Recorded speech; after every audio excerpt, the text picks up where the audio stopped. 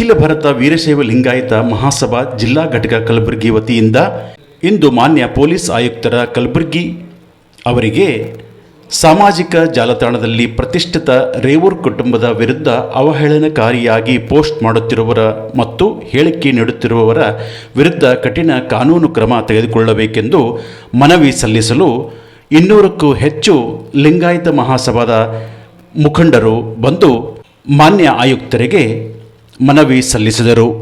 ಇದೇ ಸಂದರ್ಭದಲ್ಲಿ ಸಮಾಜದ ಮುಖಂಡರು ಮಾನ್ಯ ಆಯುಕ್ತರೇ ಬಂದು ಮನವಿ ಸ್ವೀಕರಿಸಬೇಕೆಂದು ಪಟ್ಟು ಹಿಡಿದು ಕೂತ ಕಾರಣ ಪೊಲೀಸರ ಮತ್ತು ಮುಖಂಡರ ನಡುವೆ ಮಾತಿನ ಚಕಮಕಿ ನಡೆಯಿತು.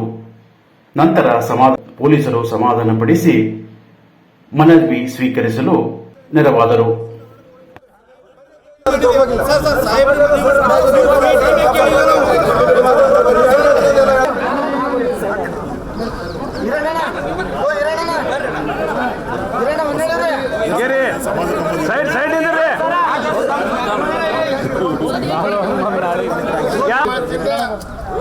ಕೈ ಬಿಡ್ರಿ, ನಿಮ್ಮ ಕೈನೇ ಬರ್ಲಾಗತ್ತವ. ಕಚೇರಿಗೆ ಆಗಮಿಸಿ ಒಂದು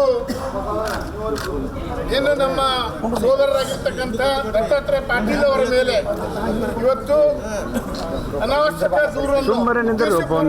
ದೂರನ್ನು ದಾಖಲಿಸಿ ಇವತ್ತು ರಾಜಕೀಯ ಪ್ರೇರಿತವಾಗಿರ್ತಕ್ಕಂಥ ಕೆಲಸ ಆಗ್ತಾ ಇದೆ. ಅದನ್ನು ವಾಪಸ್ ಪಡಿಬೇಕು ಅಂತೇಳಿ ಕಮಿಷನರ್ ಅವರಲ್ಲಿ ನಾವೆಲ್ಲ ಸಮಾಜದವರು ಬಂದು ಇವತ್ತು ಮನವಿಯನ್ನು ಕೊಡ್ತಾ ಇದ್ದೀನಿ. ಆ ಮನವಿ ಪತ್ರವನ್ನು ನಾನು ಇವತ್ತು ಓದ್ತೀನಿ.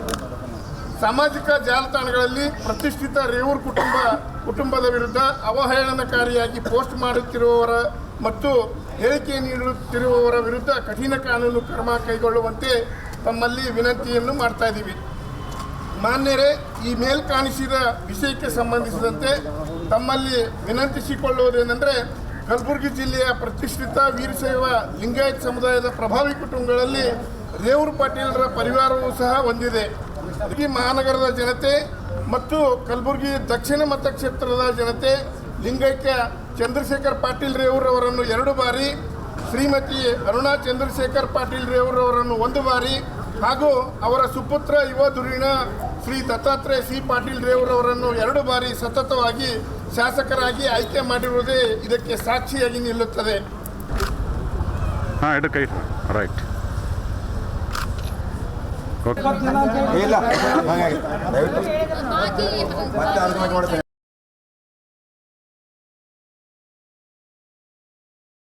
ಅಖಿಲ ಭಾರತ ವೀರಶೈವ ಲಿಂಗಾಯತ ಮಹಾಸಭೆಯ ಕಲಬುರಗಿ ಜಿಲ್ಲಾ ಘಟಕದ ವತಿಯಿಂದ ಇವತ್ತು ಕಲಬುರಗಿ ನಗರ ಪೊಲೀಸ್ ಆಯುಕ್ತರಂತ ಸನ್ಮಾನ್ಯ ಶ್ರೀ ಪೊಲೀಸ್ ಆಯುಕ್ತರಿಗೆ ಕಲಬುರಗಿಯ ವೀರಶೈವ ಲಿಂಗಾಯತ ಸಮುದಾಯದ ಪ್ರತಿಷ್ಠಿತ ಕುಟುಂಬಗಳಲ್ಲಿ ಒಂದಾದಂಥ ರೇವೂರ್ ಪಾಟೀಲರ ಕುಟುಂಬದ ಕುರಿತು 4-6 ದಿನಗಳ ಹಿಂದೆ ಸಾಮಾಜಿಕ ಜಾಲತಾಣಗಳಲ್ಲಿ ಮತ್ತು ಅನೇಕ ಸುದ್ದಿ ಮಾಧ್ಯಮಗಳಲ್ಲಿ, ಯೂಟ್ಯೂಬ್ ಚಾನಲ್ಗಳಲ್ಲಿ ದತ್ತಾತ್ರೇಯ ಪಾಟೀಲ್ ರೇವೂರನ್ನು ಮೊದಲು ಗುರಿಯಾಗಿಸಿಕೊಂಡು ಅವರ ಪರಿವಾರದ ಕುರಿತು ಅತ್ಯಂತ ಅಸಂವಿಧಾನಿಕ ಪದಗಳು ಮತ್ತು ಅಪಶಬ್ದಗಳನ್ನು, ಕೀಳು ಮಟ್ಟದ ಶಬ್ದಗಳನ್ನು ಬಳಸಿ ಅವರ ರಾಜಕೀಯ ತ್ಯಜೋವಧೆಯನ್ನು ಮಾಡ್ತಾ ಇರುವಂಥದ್ದು ನಾವು ಅಖಿಲ ಭಾರತ ವೀರಶೈವ ಲಿಂಗಾಯತ ಮಹಾಸಭೆ ಖಂಡಿಸ್ತದೆ.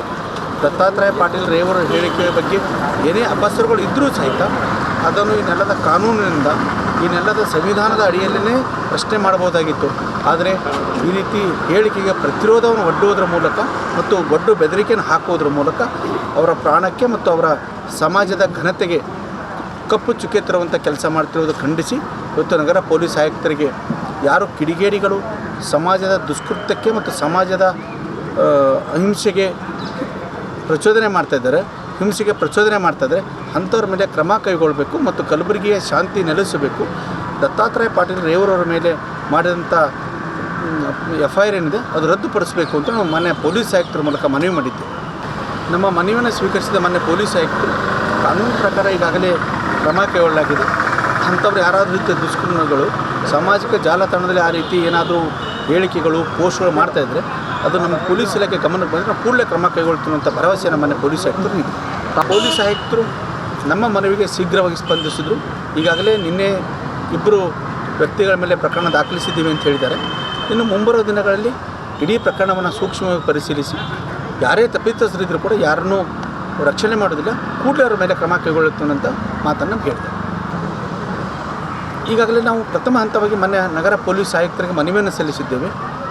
ಒಂದಿಷ್ಟು ಸಮಯವನ್ನು ಕಾದು ನೋಡಿ ಮುಂದೆ ಹೋರಾಟ ಮಾಡುವಂಥ, ಆಮೇಲೆ ಇದು ಕೇವಲ ಒಬ್ಬ ವ್ಯಕ್ತಿ ಮೇಲೆ ಮಾಡಿದಂಥ ಆರೋಪ ಅಲ್ಲ, ಅಥವಾ ಒಬ್ಬ ವ್ಯಕ್ತಿಯ ಕುಟುಂಬದ ಮೇಲೆ ಮಾಡಿದಂಥ ಆರೋಪ ಅಲ್ಲ. ಇಡೀ ವೀರಶೈವ ಲಿಂಗಾಯತ ಸಮುದಾಯವನ್ನು ಗುರಿಯಾಗಿಸಿಕೊಂಡು ಮಾಡುವಂಥ ಕುಟುಂಬ. ವೀರಶೈವ ಲಿಂಗಾಯತ ಸಮುದಾಯವೂ ಸೇರಿದಂತೆ ಎಲ್ಲ ಸಮುದಾಯಗಳಿಗೊಂದು ಅವಿನಾಭಾವ ಸಂಬಂಧ ಹೊಂದಿದಂಥವರು ರೇವರಗೌಡರ ಪರಿವಾರ. ತಂದೆಯವರು ಶಾಸಕರಾಗಿದ್ದರು, ತಾಯಿಯವರು ಶಾಸಕರಾಗಿದ್ದರು, ದತ್ತಾತ್ರೇಯ ಪಾಟೀಲರು 2 ಬಾರಿ ಶಾಸಕರು. ಅವರು ಇಡೀ ಕುಟುಂಬ 4 ದಶಕಗಳ ಕಾಲ ತಮ್ಮ ರಾಜಕೀಯ ಜೊತೆಗೆ ಧರ್ಮ, ಸಮಾಜ, ಸಂಸ್ಕೃತಿ ಕೂಡಿಸ್ಕೊಂಡು ಹೋಗುವಂಥ ಕುಟುಂಬ.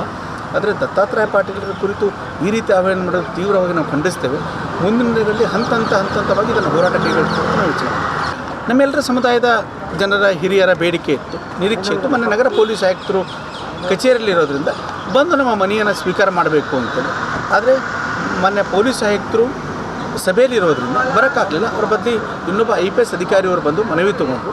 ಮತ್ತು ಮೇಲ್ಗಡೆ ಅವರ ಚೇಂಬರಿಗೆ ಕರೆಸಿ ಒಂದು 15 ಜನ ಮುಖಂಡರ ಜೊತೆ ಸಮಾಲೋಚನೆ ಮಾಡಿ ಮನವಿ ತೊಗೊಂಡಿದ್ದಾರೆ.